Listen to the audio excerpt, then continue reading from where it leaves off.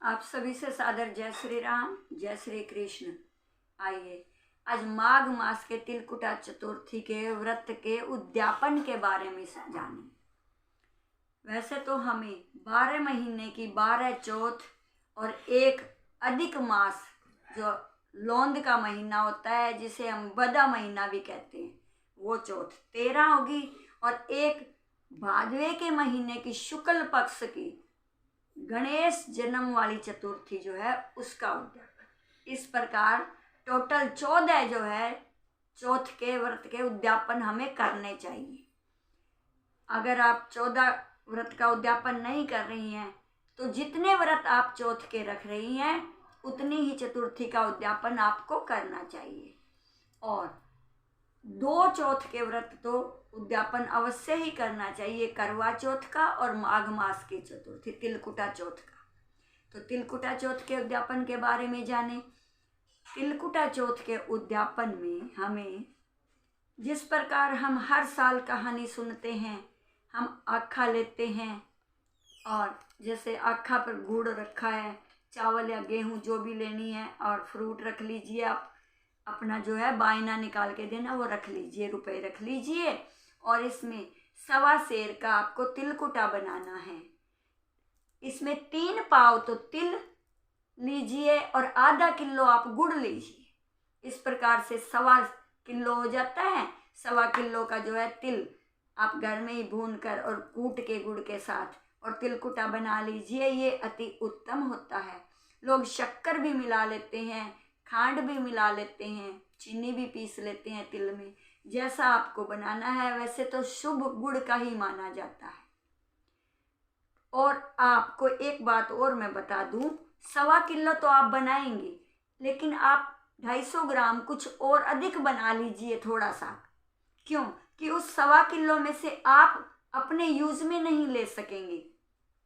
रात को जब चांद देखने के बाद आप भोजन करेंगी तो सबसे पहले आप तिलकुटा चखेंगी, तो वो आपका मिनसा हुआ तिलकुटा आप नहीं ले सकती। इसलिए थोड़ा अधिक बना लीजिए, जितना आपके घर में आपको ज़रूरत हो उतना अधिक बनाइए और 1.25 किलो का उद्यापन के लिए बनाइए।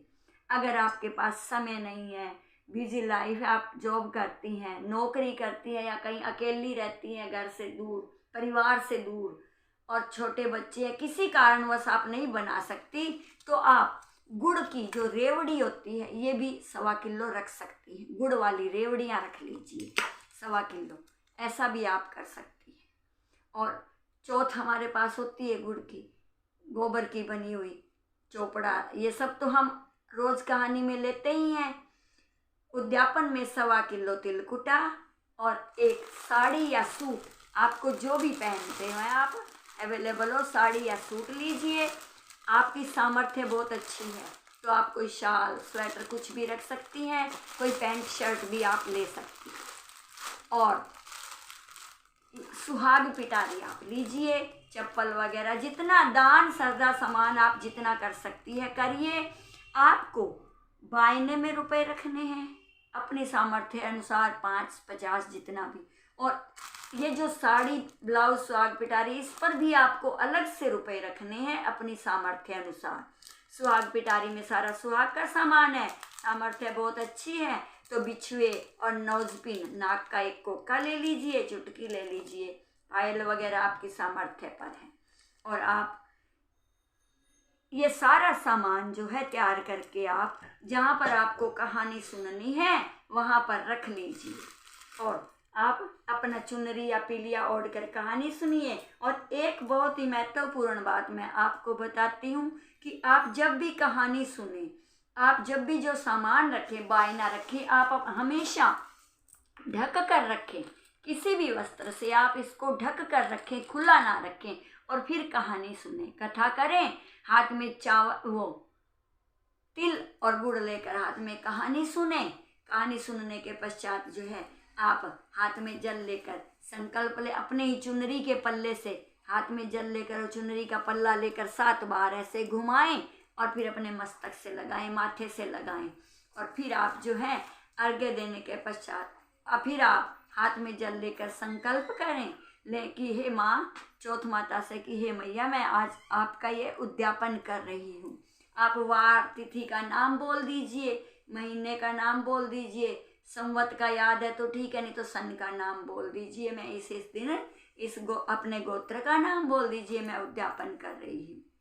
और फिर आप अर्घ्य दे दीजिए। और फिर ये जो सामान है आप अपनी सास को या जिठानी या ननंद को किसी को भी दे सकती हैं, और या आप किसी ब्राह्मण स्त्री को भी दे सकती हैं। और आपको जो तिलकुटा बनाया है वो आपको 14 जगह करना पड़ेगा।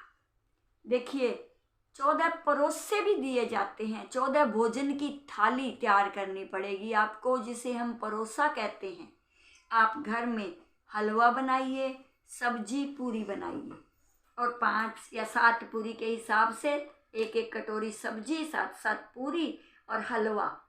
या फिर आप बाजार से बूंदी मंगवा सकती है, नुक्ती दाना जिसे हम कहते हैं, लड्डू, गुलाब जामुन, अपनी सामर्थ्य अनुसार आप बाजार से भी मंगवा सकती हैं। घर में नहीं बना सकती तो आप मीठा और नमकीन दोनों मंगवा सकती है बाजार से। 14 जगह आपको वो भोजन तैयार करना है, और 14 जगह ही आपको वो तिलकुटा या रेवड़ी रखनी है, और उन पर दक्षिणा रखनी है 5-50 जितनी अपनी सामर्थ्य हो, और 1-1 बिंदी का पत्ता उन पर अलग से रखना है। और आपकी सामर्थ्य बहुत अच्छी है तो 14 दुपट्टे रख लीजिए, या 14 ब्लाउज के पीस, 1-1 परोसा भोजन की थाली वाला सामान खाने का, तिलकुटा, 1-1 बिंदी का पत्ता और दक्षिणा, और 1-1 दुपट्टा या ब्लाउज, ये सब आप 14 जगह बांट दीजिए। ये आपका चतुर्थी का उद्यापन हो जाएगा। और अगर इतनी सामर्थ्य नहीं है तो भी आपको परोसे तो 14 करने ही पड़ेंगे। भोजन तो घर में बनाइए या बाजार से मंगवाइए।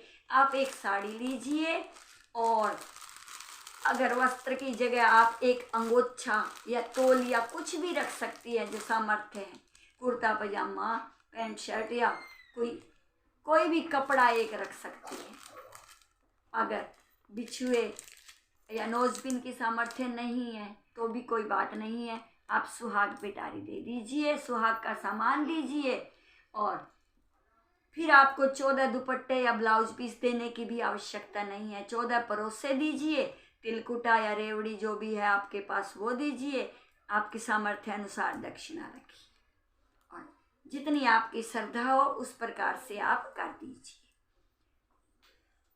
और ये तो हम जब व्रत रखते हैं तब बहुत साल हो गए हैं हमें व्रत रखते हुए, तो उद्यापन किया है, इस प्रकार से कर देना चाहिए। और उद्यापन के बाद भी अगर शरीर में सामर्थ्य है आपकी व्रत रखने की, तो आप व्रत रखते रहिए, आप करते रहिए व्रत को।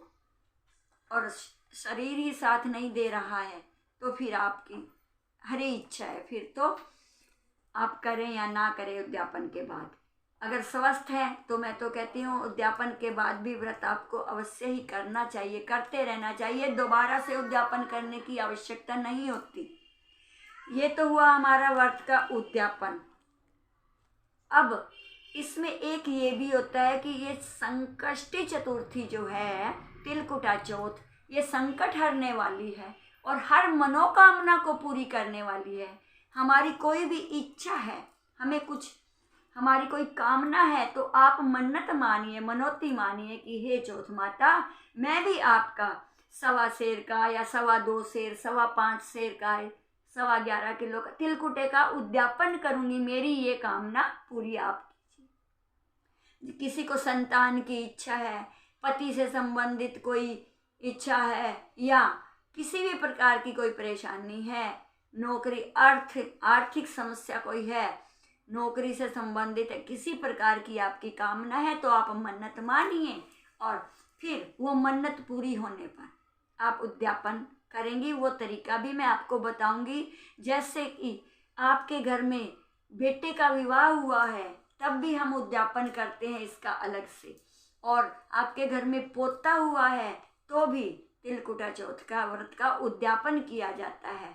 वो सब जो है मन्नत वाला और ये बेटे का, पोते का, ये सब उद्यापन भी इस प्रकार से करना है कि आपको एक साड़ी या सूट लेना है, सुहाग का सामान लेना है, सामर्थ्य अच्छी है तो ये सब कुछ ऐसे वैसे ही करना है आपको। और अगर सामर्थ्य आर्थिक स्थिति बहुत अच्छी नहीं है और आपकी मन्नत कोई पूरी हुई है, आप उद्यापन करना चाहती हैं, तो फिर आप ऐसे कीजिए, एक साड़ी लीजिए, आप सुहाग का सामान लीजिए थोड़ा बहुत, और आप 1.25 सेर का तिलकुटा बनाइए। और कहानी सुनकर आप वो सामान अपनी सास को या किसी को भी जिसको आप देना चाहें दे सकती हैं। और 14 जगह वो तिलकुटा आप बांट दीजिए, रेवड़ी या तिलकुटा जो भी आपने लिया है वो 14 जगह पर आप बांट दीजिए। ये कहानी सुनकर हाथ घुमाकर और वो बांट दीजिए। ये भी आपका मैया स्वीकार कर लेगी। जैसी आपकी सामर्थ्य है कर देना चाहिए। हाँ, हम अगर लगातार से व्रत कर रहे हैं और फिर उद्यापन करना है, उसमें परोसे देने आवश्यक होती हैं। सामर्थ्य अनुसार बाजार से 4-4 लड्डू मंगा लीजिए, 14 जगह 4-4 मठियाँ मंगवा लीजिए। घर में बना सकती है तो बहुत अच्छी बात है। और आपकी कोई इच्छा पूर्ण हुई है, फिर आप उद्यापन करना चाहती है, आर्थिक हालत ठीक नहीं है, तो फिर आप एक साड़ी और सुहाग का सामान और 1.25 सेर तिलकुटा बनाइए और बांट दीजिए। ये आपका उद्यापन हो जाएगा, आपकी मनोकामना पूर्ति का। बेटे के विवाह का भी कर दीजिए, पोता होने का भी कर दीजिए। और मन्नत मानिए, चौथ माता जो है आपका अखंड सौभाग्य दे, संतान सुख दे, आपके घर में आर्थिक स्थिति अच्छी करे। गौरी मैया, चौथ माता, गणेश जी भगवान की कृपा आप पर बनी रहे। तो बोलिए गौरी मैया की जय, गणेश जी भगवान की जय, चौथ माता की जय। यहाँ आपकी जानकारी के लिए एक बात और बताना चाहूँगी कि जब रात को आप चंद्रमा को अर्घ्य देने के पश्चात जब भोजन करने बैठेंगी तो सबसे पहले आपको तिलकुटा चखना चाहिए, जो आपने अलग से बना कर रखा है अपने लिए। ये जो मिनसा हुआ है वो नहीं, आपने जो अलग बनाया, अधिक बनाया है, थोड़ा निकाल के रखा है, उसमें से आप तिलकुटा सबसे पहले चखेंगी, तिल और गुड़, और फिर मूली चखेंगी। इस व्रत में तिलकुटा और मूली चखने का बड़ा ही महत्व है। मूली भी अवश्य ही चखनी चाहिए और तिलकुटा चखना चाहिए। तो आपको वीडियो पसंद आया तो लाइक करें, शेयर करें, मेरे चैनल को सब्सक्राइब करें। जय श्री राम, जय श्री कृष्ण।